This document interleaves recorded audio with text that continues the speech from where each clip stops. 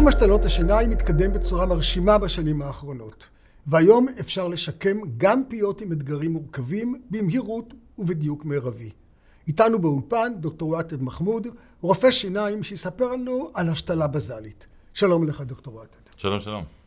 מהי השתלה בזלית שבה אנחנו נתמקד היום? ובמה היא שונה מהשתלות אחרות? אז אני אספר. השתלה בזלית בגדול זה סוג של השתלה דנטלית מן הסתם.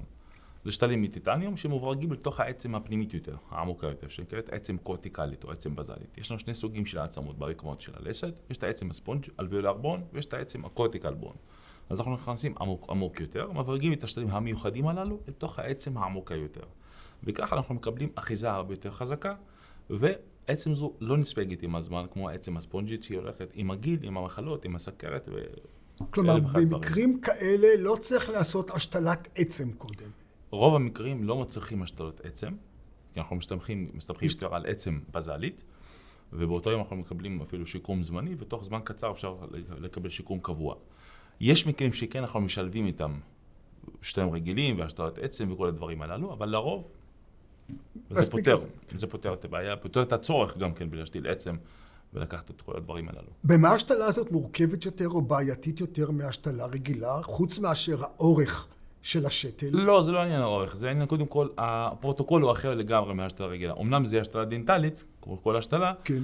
אבל הפרוטוקול הוא קצת שונה, צריך לדעת לקדוח נכון, צריך לדעת לבוא עם זווית נכונה, פשוט יש לזה מלא השתלמויות כדי להגיע לרמה מאוד גבוהה. יש רופאים שאני מכיר, בני 40 שנה שעושים שתלות רגילות, ניסו לעשות את השתלות בזלית ועשו רק נזקים, כי זה פרוטוקול קצת אחר לגמרי. אז זה קצת שונה. האם לא כדאי יותר לעשות מלכתחילה השתלה בזלית ולא ללכת להשתלה רגילה? תראה, אפשר לעשות תמיד את כל ההשתלות, יחד עם זאת, אני מדבר על מקרים שאני קיבלתי לרוב אצלי. רוב המטופלים שמגיעים אליי הם total lose. אנשים שמגיעים אחרי שנים של טראומה ופחד, ואתה יודע, אספו את כל זה עם השנים, הגיעו אליי עם חוסר עצמות, הגיעו אליי כבר עם מדללי דם, עם HA1C, סוכרת גבוה מאוד, שאסור להם, יש להם קונטראינדיקציה לבצע השתלות רגילות גם כן, והם צריכים להשתיל עצם, והם לא רוצים טיפול ארוך, אגרסיבי, שיקח איזה שנה או שנה וחצי או שנתיים. אז הפתרון פה השתלות בזליות, הוא מתאים לרוב המקרים. אפילו, יש מקרים שאני עושה אפילו לשן אחת או שתי שניים השתלות בזליות. בעבר זה היה בלתי אפשרי, היום זה אפשרי, ואפשר גם כן לקבל העמסה מיידית, זו הרכבה של שיקום. כלומר, להרכיב את השתל, להרכיב עליו את המבנה, כתר, ועל זה נכון. ועל זה יכול להתחיל לאכול מיד. במקום להמתין את התקופה הארוכה שאנחנו מכירים, 4 או 6 או 8 חודש, אתה מקבל כבר את השן, אתה יכול לאכול איתה. אז למה כולם לא עושים את זה? זו שאלה טובה, צריך לשאול את הרופאים הוותיקים למה הם לא עושים את זה, כי ההשתלה בזלית היא קיימת בשוק כבר מעל 35 שנה. היא מעל 35 שנה, פשוט משהו פה בארץ הם לא רוצים להביא את זה. תשמע, מן הסתם זה טוב לי. זאת גם השתלמות. זה משתלם לי. זה גם השתלמות מיוחדת. זה מלא השתלמויות. אני כל שנה עושה 2 או 3 השתלמות, גם בחוץ לארץ, גם בארץ, בדבר הזה. וזה פרוטוקול עוד פעם אחר לגמרי. לא כל רופאים מבין את זה. יש רופאים שפשוט רואים את זה והולכים לתדהמת. מה זה? איך עשית את זה? איך אתה מוציא את הבן אדם עם שיניים, גם אין לו עצם. במיוחד בלסתות התחתונות, כשאנחנו מדברים על עצב מנדיבולרי לסת תחתונה, ואני עושה את הטיפול הזה, וזה לא בעיות. ויש שם מספיק שתלים. לא צריך לשים 2 שתלים ותותבת, אני נגד הטיפול הזה. אני שם 8 או 10 שתלים בלסת כזו, ומוציא את המטופל תוך שבוע, שבועיים עם שיניים קבועות. אני מכיר השתלות בזליות שנים רבות, למעלה מ-30 שנה אולי. למה לא כולם עושים את זה?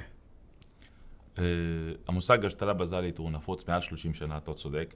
בארץ הוא התחיל להיות נפוץ מסדר גודל 2012-2013, נכנס לשוק הישראלי. בארץ היום מעט רופאים עוסקים בזה, הוא נפוץ בארץ, כלומר אני מגיעים אליי למרפאתי בפרדס חנה, לקוחות מכל הארץ, היו לי לקוחות גם מהצפון הרחוק, גם מהדרום הרחוק, גם מהמרכז, כי זה טיפול דרוש, כי אין הרבה רופאים שיודעים לעשות את זה כמו שצריך. ולמה לא יודעים לעשות את זה? כי זה פרוטוקול אחר לגמרי. רופא שעשה כ-30 שנה בהשתלות דנטליות רגילות, קשה לו לעבור לפרוטוקול חדש, כי זה קצת מוציא אותו מהריכוז. אני מבין את זה. זה בעיקר. עכשיו, במרפאתי אנחנו משלבים כמה טכנולוגיות, כי יש לנו מרפאה משוכללת. כלומר, יש לי מכשיר CT במקום, יש לנו סרוק אנטרורלי במקום. אנחנו יכולים לעשות מידות דיגיטליות במקום. זה עדיין מפחית את מה שהיה לי שעבר מידות עם פלסטלינה ולשלוח את המטופל למכון צילום ועד שאתה מקבל את הצילום. אנחנו מקצרים את המהלכים, לכן הטיפול גם כן יוצא תחת הכל הוא קצר.